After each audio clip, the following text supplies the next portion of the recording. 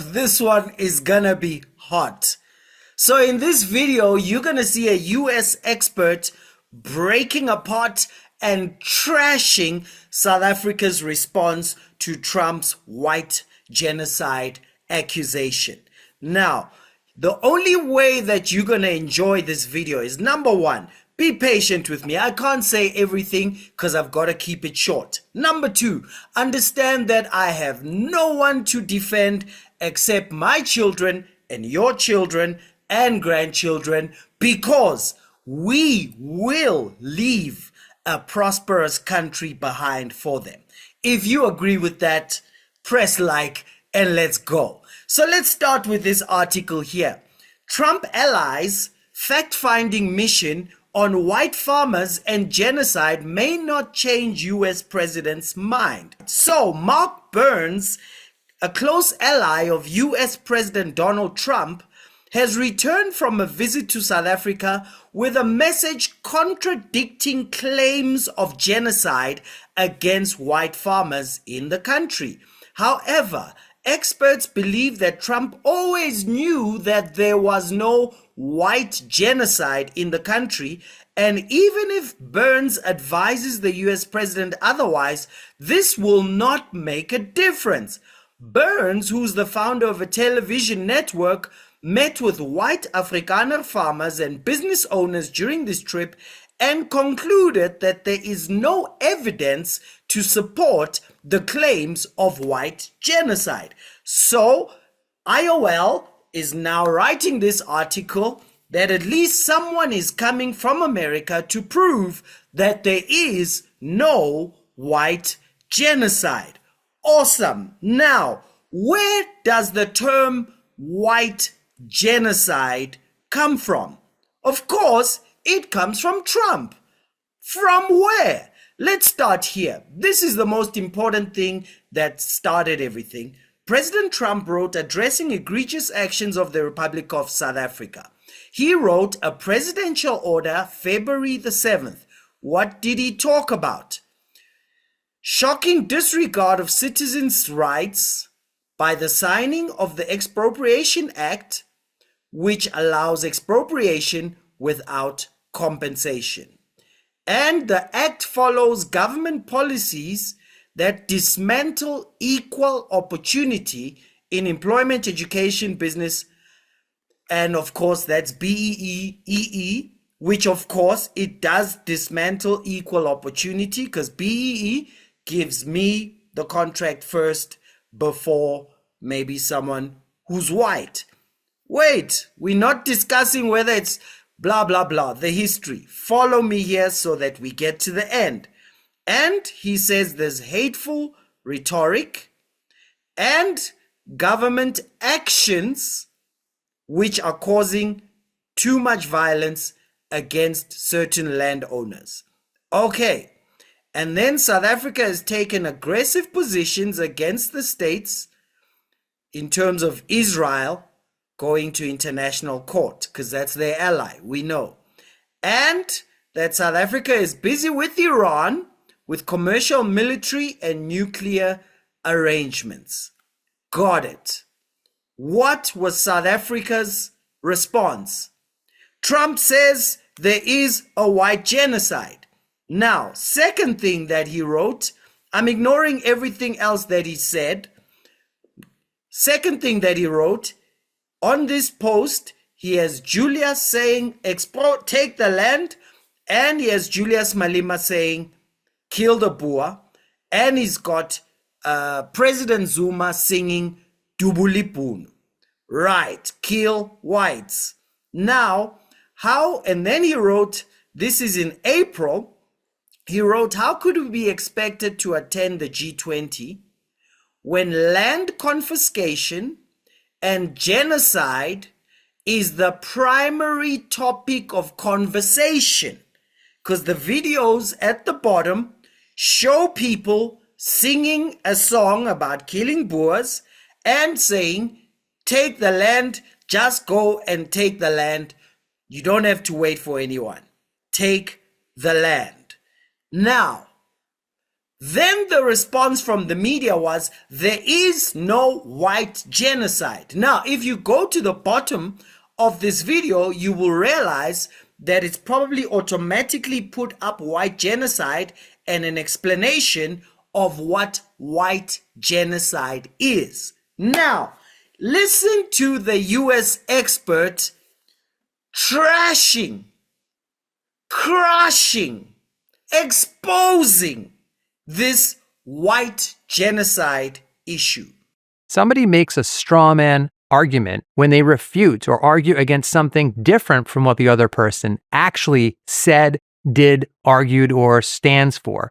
They're not attacking the real thing. They're attacking a straw man, a scarecrow, an artificial thing, you could say. The key for you is to avoid using this straw man argument, and they're fairly easy to refute because all you have to do is point to what was actually said or argued, and that will cut the other person's point off at the knees.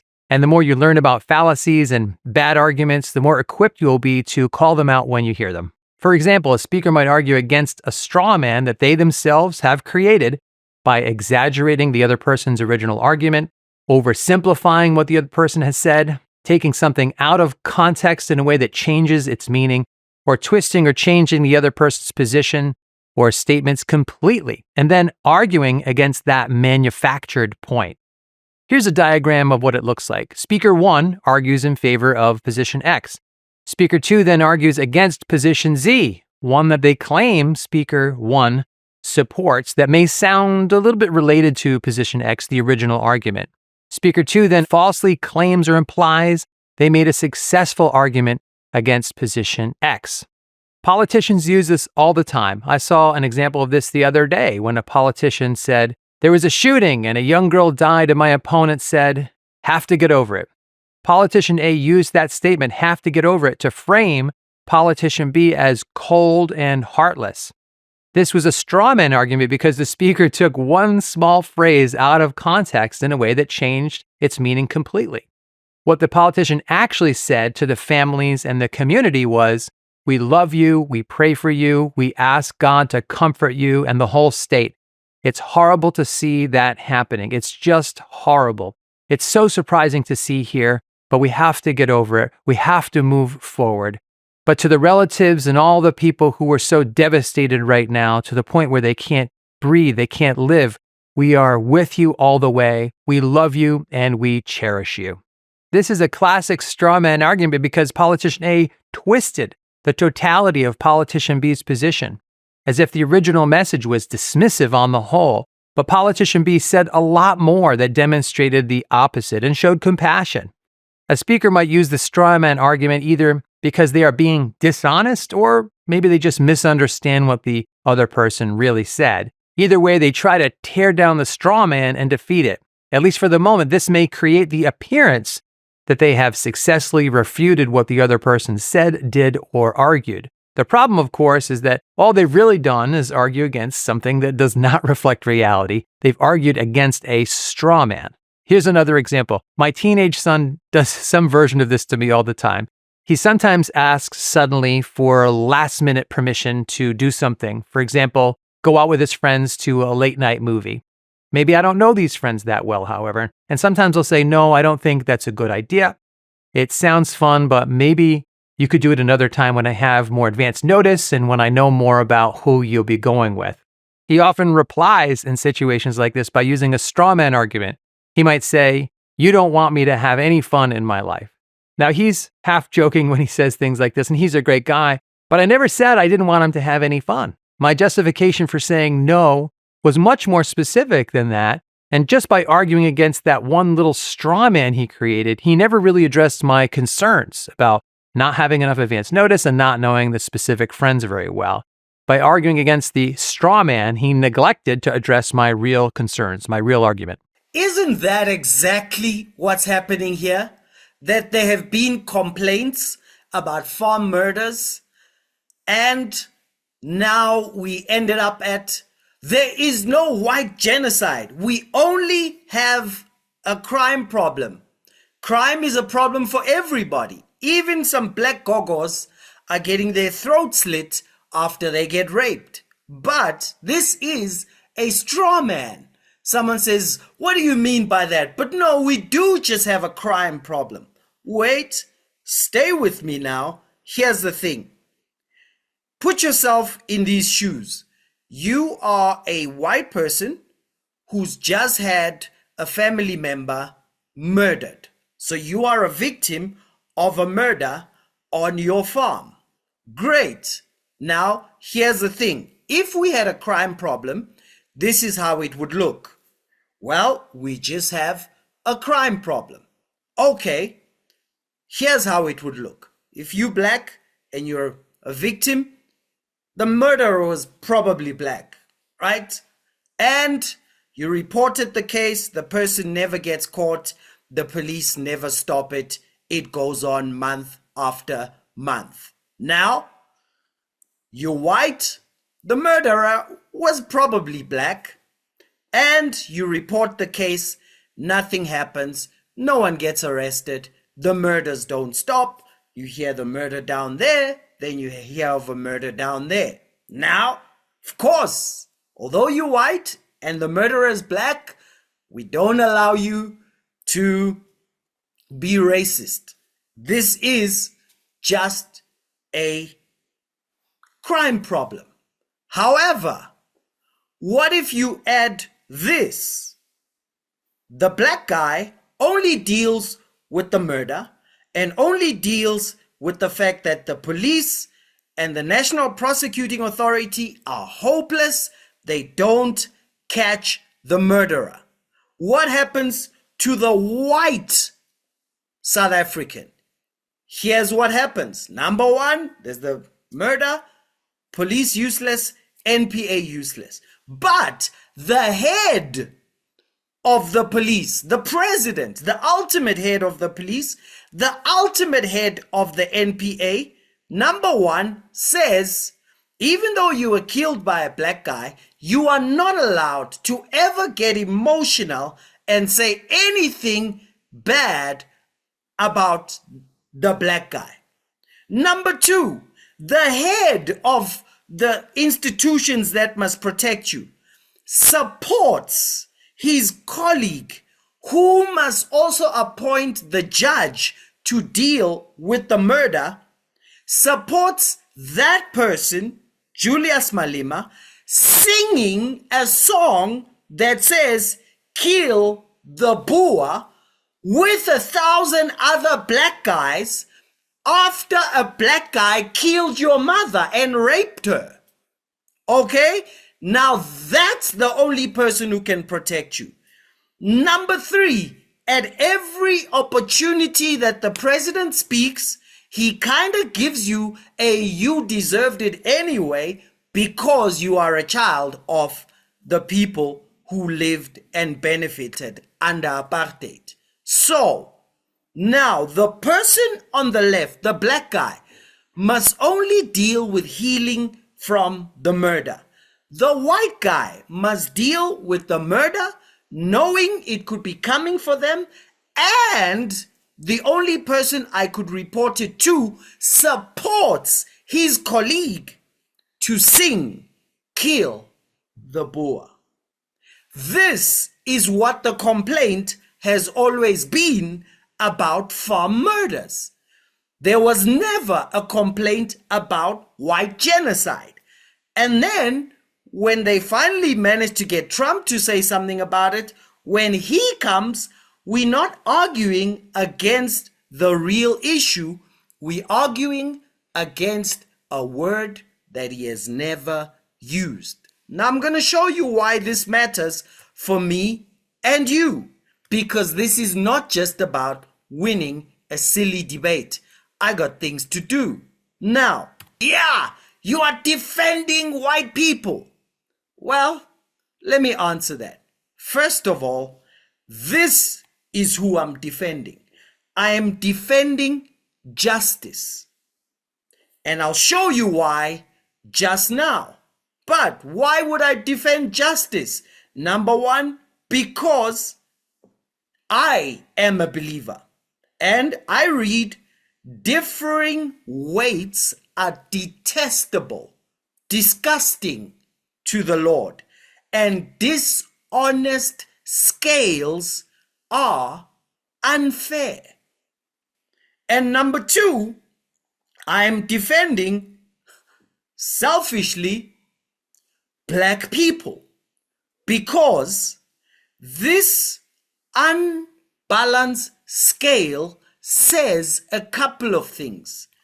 Here's the first thing it says. It says black people are not full citizens of South Africa. They need the protection of an international TV lie. Watch for yourself. So the speeches that were being made, one, that is not government policy. We have a multi-party democracy in South Africa that allows people to express themselves, political parties to adhere to various policies, and in many cases, or in some cases, those policies do not go along with government policy. Our government policy is completely against what he was saying. The political chant caused a stir globally when US President Donald Trump played videos of EFF leader Julius Malema chanting to President Cyril Ramaphosa as evidence of white genocide in South Africa. The courts have ruled that the chant does not constitute hate speech and falls under the protection of free speech. An equality court in South Africa bans public use of the country's old national flag, labeling it a hate symbol. One America's Christian Rose looks into the controversial ruling. Any display of the old flag constitutes a hate speech. South Africa makes the latest controversial move by banning public display of the nation's old flag, making its display a hate crime. Violators may face fines and prison terms.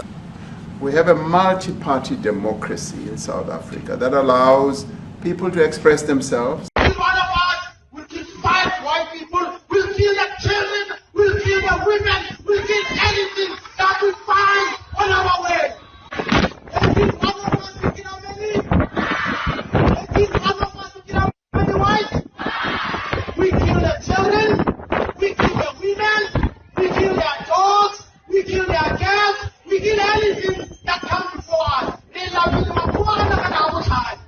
I am giving you today a shield and a sword so that we can fight and defeat the enemy that defeated our people since 1652. And always remember where they come from, so they leave our country. Me and you can enjoy the wealth that God has given us.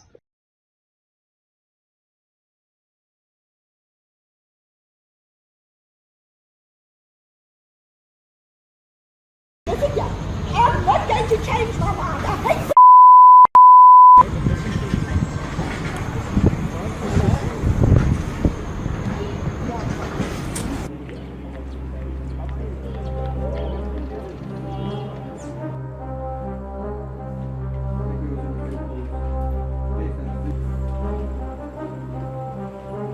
On the previous occasion, which were indicated, anything.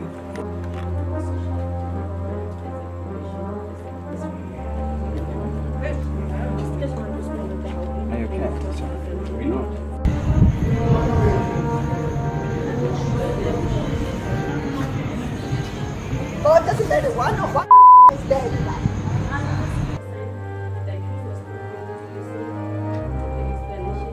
So the speeches that were being made, one, that is not government policy. We have a multi-party democracy in South Africa that allows people to express themselves, political parties to adhere to various policies, and in many cases, or in some cases, those policies do not go along with government policy. Our government policy is completely against what he was saying. It's unchanged. I mean, that thing is a chant. It's a chant. It was a chant during the days of struggle. And chants of that kind in our tradition, in the African tradition, you don't take it literally. It's a chant to motivate people. it was never taken literally. So it's an exaggeration to take this thing now, as it's an instruction actually to go and kill. And people who are exaggerating know they are exaggerating. They are trying to achieve some political purpose. EFF leader Julius Malema took exception to President Donald Trump questioning President Ramaphosa on why he is not being arrested for chanting, "Kill the Boer, kill the farmer." Donald Trump says to him, "Hey Ramaphosa, why are you not arresting this Julius Malema? Why is this Julius Malema not in jail?" He can't respond with a simple fact that this song, "Kill the Boer, kill the farmer," was approved by the Constitutional Court. We are a constitutional democracy. We must defend the decisions of the court.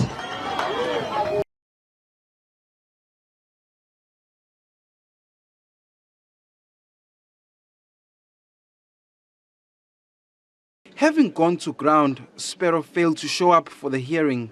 The court heard that she feared for her life. Her daughter Charmaine Kawim represented her. The court refused a request for a postponement.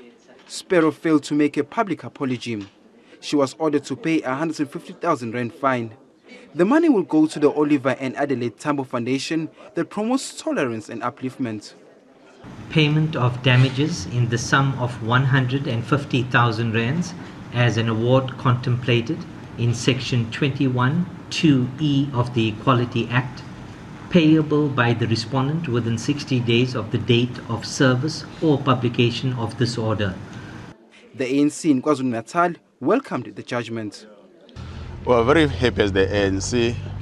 We think it's a very good judgment. It will go a very long way in terms of advancing our objectives as the ANC of a non-racial, non-sexist, democratic, united and prosperous country. The ANC says the fine will be a warning to others. Sparrow has 60 days to pay it. The magistrate recommended that the case be referred to the prosecuting authority for possible criminal charges.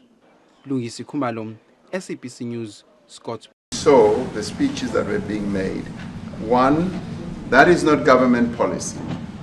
We have a multi-party democracy in South Africa that allows people to express themselves, political parties to adhere to various policies, and in many cases, or in some cases, those policies do not go along with government policy.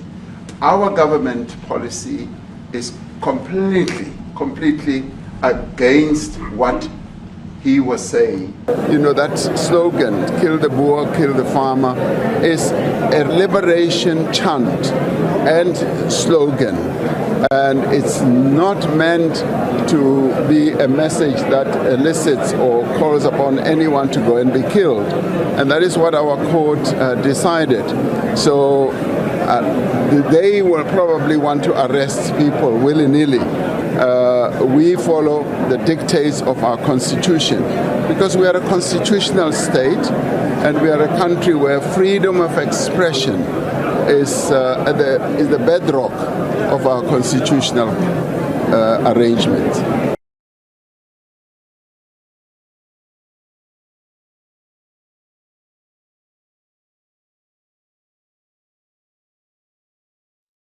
I wish to extend my heartfelt apologies to anyone who felt threatened or hurt by my words. I understand the importance of fostering a culture of respect, and I am committed to turning this incident into a learning experience both for myself and the people who follow my content. I believe that through honest dialogue, sincere apologies, we can work towards healing and reconciliation. I am committed to this process and to rebuilding trust. I'm also willing to reiterate this apology on the same platform where I made my utterances and take additional steps required to demonstrate my remorse and commitment to fostering a respectful and inclusive environment.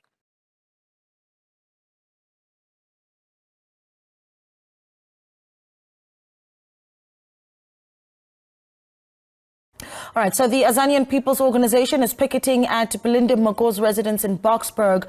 Mago's voice note on her defense of pit bulls has gone viral on social media. She was arrested on Saturday after a criminal case was opened against her. Mago is expected to appear in court in March next year after she was released on a warning for allegedly calling black people rapists, thieves, and calling for them to be killed. They will probably want to arrest people willy-nilly. We follow the dictates of our constitution because we are a constitutional state and we are a country where freedom of expression is the bedrock of our constitutional arrangement. Number 2, it then says that blacks do not have morals. They cannot tell right from wrong. If you just say the magic word apartheid, they have no morals. They have no conscience. They don't know the difference between right and wrong. Now, for you as a black guy, I know many of you realize this and you say, no ways, I don't want to live in a country like that. Because what Mandela promised me is that I will finally be able to stand in full citizenship and I would carry its rights and I would carry its responsibilities, including defending any citizen in my country, even if they are not the same color as me. Why is this important? Let me show you. When the scale is not balanced, number 1, investors pull out. When the rules aren't applied fairly, investors get nervous. They fear that in the end, contracts won't be enforced and that political allies will get favors, or that opposition voices will get punished for speaking up. And the result of it is that you have less foreign investment, fewer jobs, and a weaker currency. Number 2 is that the best talent leaves when a country is like this. Because when honest, skilled professionals feel they won't be promoted unless they play politics, they either stop trying or they leave the country. What's the result? A brain drain. Leadership positions are then filled by the right people and not by the best people. Number 3 is that institutions stop working. Courts, commissions, regulators, the police lose public trust because people start to see them as protecting comrades and punishing anyone that is opposite on the political spectrum. The result? Corruption rises, service delivery breaks down, and the public stops reporting problems.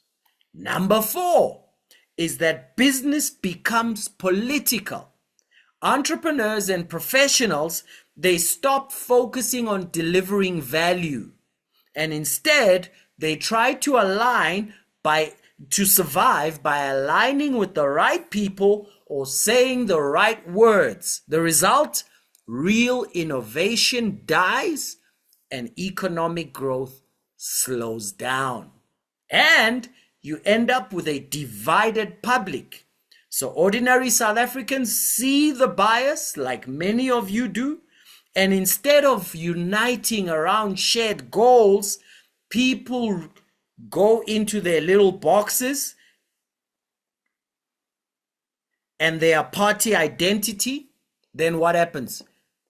National unity breaks. The focus shifts from building the country to blaming each other. Number 6 is poverty gets locked in when the scale is not balanced. When rules change based on who you are and what you believe, what your political standing is, the poor suffer the most. They can't navigate the system or fight back. The result? Social mobility stops. Those in power stay rich, everyone else gets stuck. And finally, free speech dies. And when free speech dies, problem solving dies. When the government forces people to shut up and people are scared to speak openly, the country can't fix its biggest challenges when nobody can say what they think. And then crime, unemployment, poverty keep going because honest conversations are shut down. Now, here's what I want you to do. Number one, on this chat, it will not be freedom of speech. For those of you who want to come with rough comments that are going to end up robbing us of some of the people who want to do something, I will delete your comment. All reasonable comments allowed. But this is what I want to ask you to do. I am going to be doing something that's going to set us on a course of prosperity. And I need you to please go down to the first comment. Click that link. It'll take you to a picture called Prosperous South Africa. And I need you to comment there and get that list up to 1,000.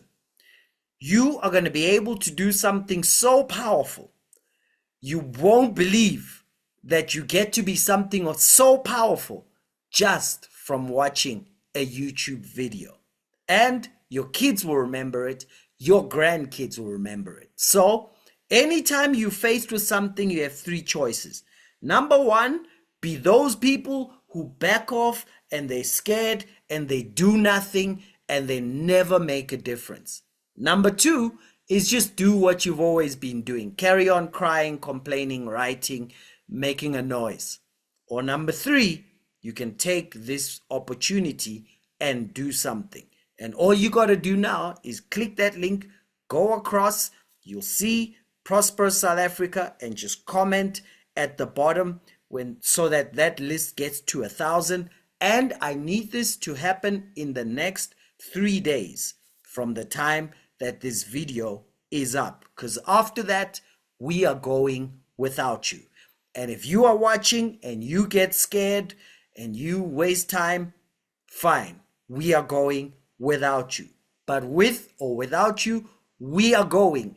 You either get to say I was part of making history, or you were left behind. No man can serve two masters.